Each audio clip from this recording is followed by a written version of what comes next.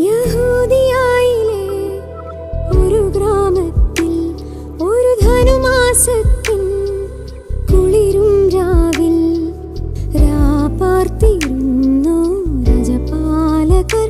ദേവനാദം കേട്ടു ആമോദരായി വർണ്ണരാജികൾ വിടരും വാനിൽ.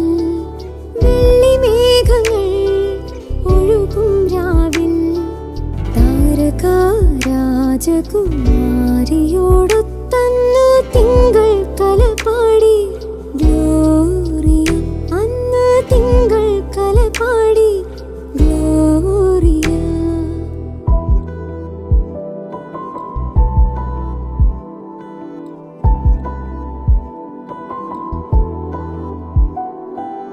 താരകം തന്നെ നോക്കി ആട്ടിടയർ നടന്നു.